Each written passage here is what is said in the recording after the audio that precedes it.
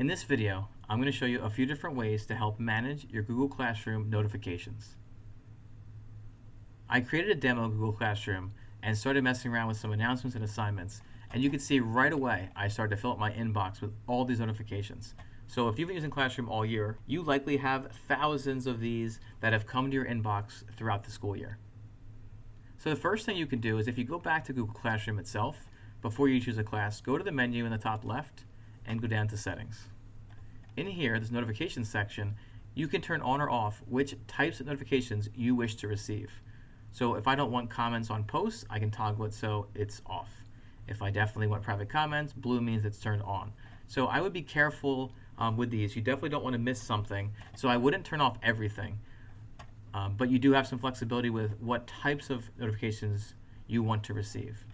So let's go back to the inbox for a second here. So let's say in the inbox, you don't mind getting these things, but you really just want to see, let's say, private comments. Those are important. Those students actually are looking for you, and you don't want to miss those things. So we're going to build a search first and then make a filter out of that. So what I want you to see is these emails all come from these no reply addresses from @classroom.google.com. So I'm going to go ahead and copy that, @classroom.google.com. Click on the arrow up here in the search options, and in the from field I'm going to paste in @classroom.google.com, and I'm just going to do a search. So here's everything that comes from those accounts, which is that it's the same 14, because we know that that's what it comes from in the auto notification. So let's go back to the arrow and add something else here. Let's add to the subject. As you can see down here, the subject always says added a private comment. So I'm going to put that in the subject here. Added a private comment. And again, I'm going to just search and make sure that my search is working correctly. So here out of my 14, 5 of them have this added a private comment in the subject field. That's good. That means I'm finding exactly what I want to find. So now I'm going to go back again to the search options, to this little arrow up here, and now I'm going to make a filter out of this. And for these that come in, I don't want to skip the inbox at all. I want to make sure I see these. I don't want to mark them as read. I want them to stay as unread messages. I will apply a label. Let's make a new label, and we'll call it GC private comments. I'm going to go ahead and create that. And you can see over here on the left-hand side, it already created that label for me, and we'll just give that a nice green label color to match Google Classroom. All right, let's go back to our search options. I don't want to delete it, send a spam, all these things are fine. And this last one here, right now if I do create filter, it will apply to any future messages that come to me. If I check off this box here, it'll also apply it to these 5 matches that I already have in my search. So I want to include these as well.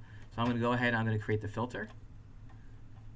And now any message that comes in that is a private comment will be in my inbox. And you can see how it tags them right here when they come in as well. So they label with this green GC private comment. So it looks like it'll be a lot easier for me to find them.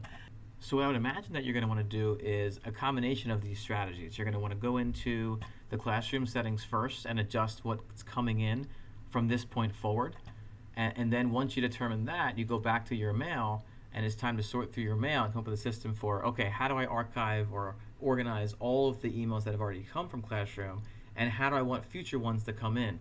So it may be easiest for many of you that have not done this yet to get them out of your inbox to just go to get everything from classroom.google.com, search for that, go to this select all here, and if you have more than one page, which most of you will get this choice here that's select all conversations, and then you can actually move all of these in one shot to the archive. You might want to do them all mark as read first, and then you would go to the archive button, and that gets everything out of your inbox. And then you can go back and do the first filter that I showed you, which is, okay, now I want to find the ones that I've archived, and I want to put those into the right sections with labels, and then as emails come in fresh, they'll go to the right places. So if you need any help with this, or you want to talk through the best way to do this, definitely reach out to the tech team. We're happy to help with this. We understand it's a very personal decision how you want to organize your email or not organize your email. But for people that have been saying that they've been overwhelmed by these emails, there are some strategies you can use to really help yourself stay organized and make sure you don't miss an important message or comment from a student. Thanks for watching.